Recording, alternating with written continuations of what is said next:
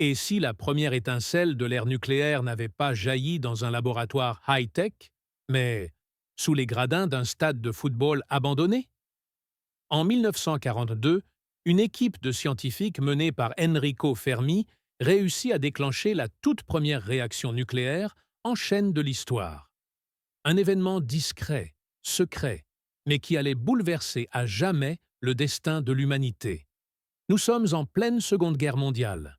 Tandis que les bombes classiques ravagent l'Europe et l'Asie, une autre bataille se joue dans le silence des laboratoires. Les États-Unis craignent que l'Allemagne nazie ne mette la main sur une arme d'un genre inédit, une bombe basée sur la fission atomique. C'est dans ce contexte d'urgence qu'est lancé le projet Manhattan, un programme scientifique et militaire d'une ampleur inédite. Au cœur de ce projet, une question cruciale. Peut-on contrôler une réaction nucléaire en chaîne, c'est-à-dire un processus où la fission d'un atome d'uranium déclenche la fission des atomes voisins, produisant une énergie colossale? Si la réponse est oui, alors l'arme la plus puissante jamais imaginée devient possible. Mais cela pourrait aussi ouvrir la voie à une nouvelle source d'énergie.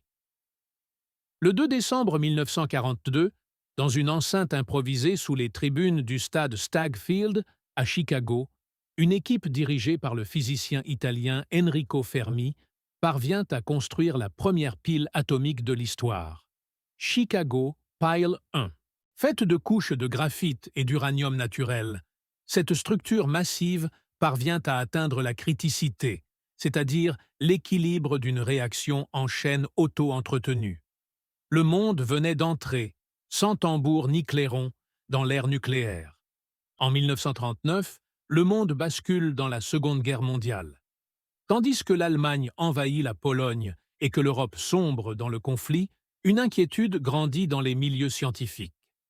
Les recherches en physique nucléaire pourraient conduire à une arme d'une puissance inédite. Cette crainte est attisée par la découverte, en 1938, de la fission nucléaire par les chimistes allemands Otto Hahn et Fritz Strassmann.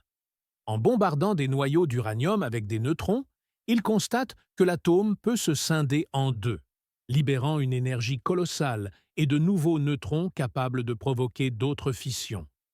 La réaction en chaîne devient une possibilité concrète. Très vite, les implications militaires sautent aux yeux.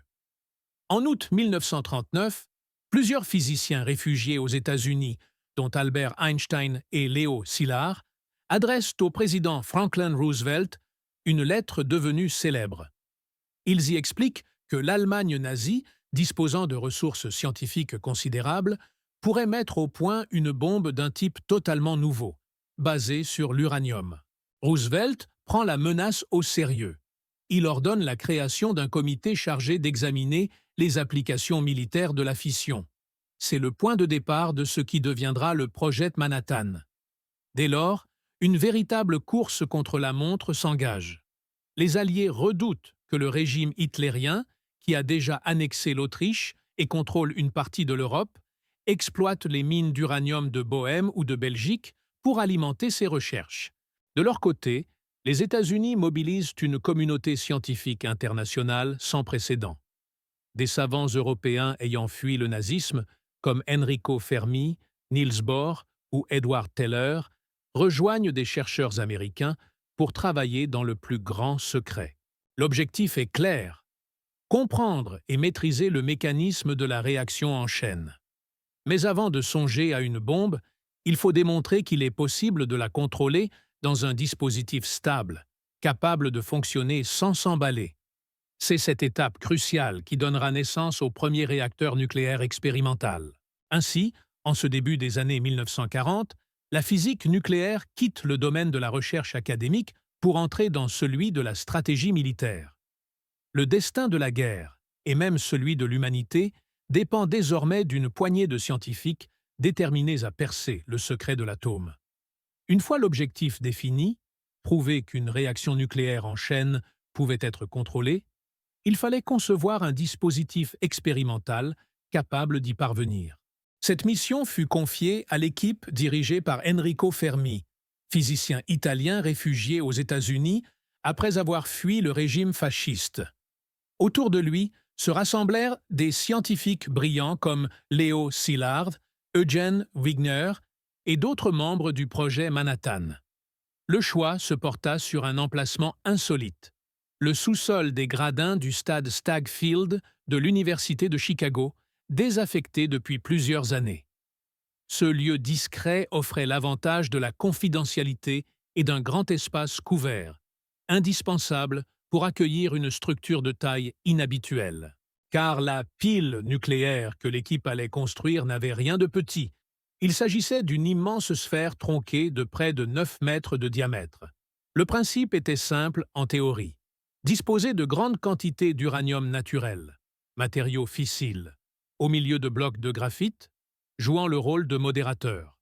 Le graphite ralentissait les neutrons produits par la fission, augmentant ainsi la probabilité qu'il provoque de nouvelles fissions, au lieu de s'échapper. La clé du succès résidait donc dans l'assemblage méthodique de couches alternées de graphite et d'uranium. Pendant plusieurs semaines, les ouvriers et les chercheurs transportèrent à la main des tonnes de matériaux. Environ 400 tonnes de graphite et près de 6 tonnes d'uranium métallique, complétées par 50 tonnes d'oxyde d'uranium. La pile prenait peu à peu forme, bloc après bloc, suivant les calculs précis de Fermi. Chaque étape était vérifiée avec rigueur, car la moindre erreur pouvait compromettre l'expérience. Pour contrôler la réaction, l'équipe installa des barres de cadmium, capables d'absorber les neutrons excédentaires. Insérées dans la pile, elles maintenaient la réaction en dessous du seuil critique. Retirées progressivement, elles permettaient d'approcher l'instant où la réaction deviendrait auto-entretenue. Cette ingénieuse sécurité constituait la seule barrière entre l'expérience et un emballement incontrôlé. En décembre 1942, après des semaines d'efforts, la pile Chicago Pile 1 était prête. Il ne restait plus qu'à tester si ce gigantesque empilement de graphite et d'uranium pouvait effectivement atteindre la criticité, c'est-à-dire une réaction en chaîne stable et continue. Le moment de vérité approchait, dans le silence d'un stade désert transformé en laboratoire secret. Le matin du 2 décembre 1942, dans le froid glacial de Chicago, Enrico Fermi et son équipe se rassemblent sous les gradins du stade Stagg Field. Après des mois de calculs et de travail acharné, l'heure est venue de tester la pile atomique. Ce qui va se jouer ce jour-là n'est pas une simple expérience. Il s'agit de vérifier si l'humanité peut déclencher et contrôler une réaction nucléaire en chaîne. La salle est improvisée, les moyens rudimentaires. Les blocs de graphite et d'uranium forment une masse colossale, et tout repose sur la précision des scientifiques. 3 ensembles de barres de cadmium servent de mécanisme de sécurité. Insérées dans la pile, elles absorbent les neutrons et empêchent la réaction de s'emballer. L'une de ces barres est même reliée à une corde, prête à être coupée à la hache en cas d'urgence, d'où le surnom de hache de sécurité donné à cet ultime recours. À 9h45, Fermi commence l'expérience. Les barres de contrôle sont retirées par étapes, très lentement, pendant que les compteurs Geiger enregistrent l'activité des neutrons. Les aiguilles s'affolent par moments, mais chaque progression est soigneusement notée. À chaque retrait, la réaction s'intensifie, puis retombe lorsque les barres sont réinsérées. Tout est sous contrôle. À 15h25, Fermi ordonne le retrait final des barres de sécurité. Les aiguilles s'élèvent, mais cette fois, elles ne redescendent plus. La pile a atteint la criticité. La réaction en chaîne s'entretient d'elle-même, de manière stable. Pour la première fois de l'histoire, l'homme a déclenché une source d'énergie nucléaire contrôlée. L'expérience dure 28 minutes avant que Fermi ordonne de réinsérer les barres et d'arrêter la réaction. À cet instant précis, l'humanité vient de franchir un seuil irréversible. Les témoins comprennent qu'ils ont assisté à un événement historique, même si, dans la salle, aucun cri ne s'élève. Seul Arthur Compton, responsable du projet à Chicago, sort discrètement pour téléphoner à Washington. Le message codé qu'il envoie est resté célèbre. Le navigateur italien vient d'atteindre le Nouveau Monde. Cette métaphore résume parfaitement l'instant. Comme Christophe Colomb, en 1492, Enrico Fermi et son équipe viennent d'ouvrir une ère nouvelle. L'ère nucléaire venait de commencer, dans le secret d'un stade désaffecté. Le succès de Chicago Pile 1, ce 2 décembre 1942, dépasse largement le cadre scientifique. Dans le contexte de la Seconde Guerre mondiale, cette première réaction en chaîne contrôlée est immédiatement interprétée comme une victoire stratégique.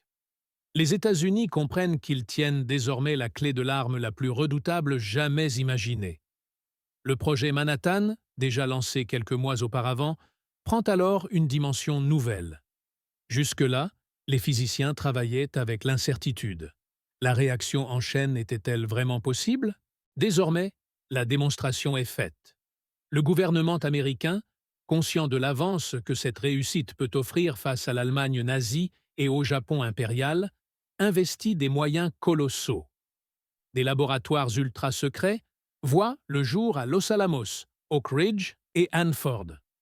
Des milliers de scientifiques et d'ingénieurs sont mobilisés, encadrés par l'armée, pour transformer l'expérience de Chicago en une arme opérationnelle. La priorité devient alors la production de matières fissiles, en quantité suffisante, uranium-235 hautement enrichi et plutonium-239.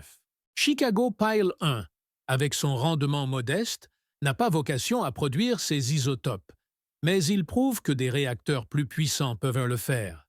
C'est précisément ce que l'on met en place dans les nouvelles installations. En parallèle, la conception de la bombe progresse rapidement. 2 modèles sont envisagés. Une bombe à l'uranium, celle qui sera utilisée sur Hiroshima, et une bombe au plutonium qui détruira Nagasaki. L'expérience de Fermi a donc un effet domino. Elle valide les principes théoriques, justifie les investissements et rassure les ingénieurs quant à la faisabilité du projet. Militairement, l'impact est colossal. En moins de 3 ans, les États-Unis passent d'une expérience rudimentaire sous un stade universitaire à l'explosion d'armes nucléaires au Japon, en août 1945. Le lien est direct. Sans Chicago Pile 1, le développement de la bombe aurait pris plus de temps, peut-être même trop, pour influencer l'issue du conflit. Cette avancée a aussi une conséquence morale. Une partie des scientifiques prend conscience de la portée de leurs travaux. Certains, comme Szilard, tentent de freiner la militarisation de la recherche nucléaire, mais l'élan est trop fort. Le destin de l'atome est désormais lié à la guerre. En 1942, une porte s'ouvre.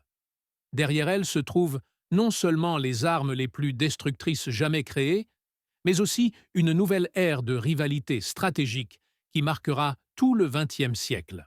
Lorsque la pile de Chicago s'éteint, le 2 décembre 1942, les scientifiques présents comprennent qu'ils ont ouvert une nouvelle ère. Mais aucun ne peut encore mesurer l'ampleur de l'héritage à venir. En quelques années seulement, l'énergie nucléaire devient à la fois une promesse de progrès et une menace existentielle pour l'humanité. Sur le plan militaire, l'expérience de Fermi débouche directement sur la construction des bombes d'Hiroshima et de Nagasaki. Ces explosions de 1945 montrent au monde la puissance dévastatrice de l'atome. Elles précipitent la fin de la Seconde Guerre mondiale, mais inaugurent aussi un nouvel âge, celui de la dissuasion nucléaire. Dès 1949, l'Union soviétique dispose à son tour de l'arme atomique, et la guerre froide s'installe sous la menace permanente de la destruction mutuelle. Pendant des décennies, l'équilibre mondial repose sur l'existence de milliers de têtes nucléaires, capables d'anéantir la planète plusieurs fois. L'héritage militaire de Chicago Pile 1, c'est donc une arme qui a profondément modifié la diplomatie, la stratégie et la peur collective. Mais l'atome n'a pas seulement servi à la guerre. Dès les années 1950, des chercheurs et des ingénieurs cherchent à en tirer une source d'énergie civile. Le principe reste le même: utiliser la fission pour produire de la chaleur, transformée ensuite en électricité grâce à des turbines.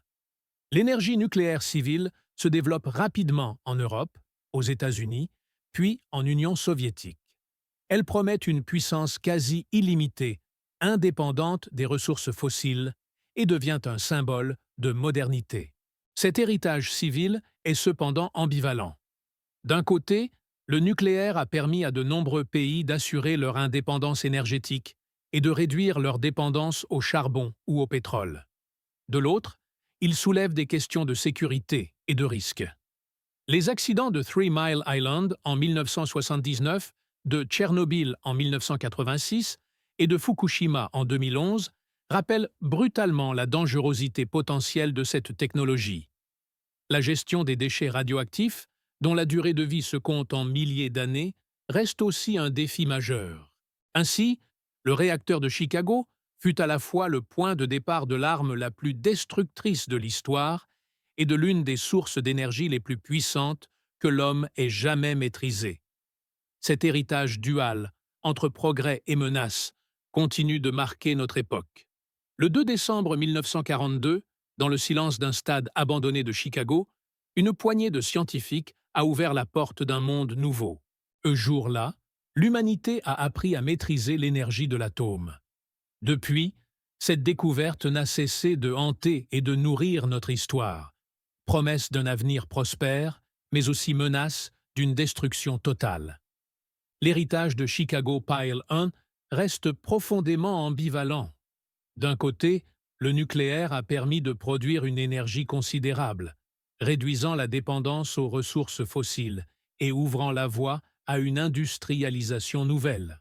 De l'autre, il a armé les grandes puissances de bombes capables d'anéantir des villes entières en un instant. Entre progrès et périls, entre espoir et crainte, cette invention illustre parfaitement le dilemme de la modernité scientifique. Aujourd'hui encore, le débat reste entier. Le nucléaire est-il une solution indispensable face aux défis climatiques ou un risque trop grand pour les générations futures? Faut-il poursuivre son développement ou, au contraire, s'en détourner? Ces questions, posées près d'un siècle après l'expérience de Fermi, montrent que l'ombre de Chicago Pile 1 continue de s'étendre sur nos choix collectifs. L'histoire du premier réacteur nucléaire nous rappelle une vérité universelle. La science est un outil puissant, mais neutre. Elle ne décide pas elle-même de ses usages. Ce sont les sociétés, les États et les individus qui orientent ses applications, vers le progrès ou vers la destruction. En 1942, personne ne pouvait prédire avec certitude où mènerait cette première réaction en chaîne. Aujourd'hui, nous savons qu'elle a marqué l'un des tournants les plus décisifs de l'histoire humaine. La question demeure ouverte. Que ferons-nous, demain, de ce feu que nous avons appris à dompter?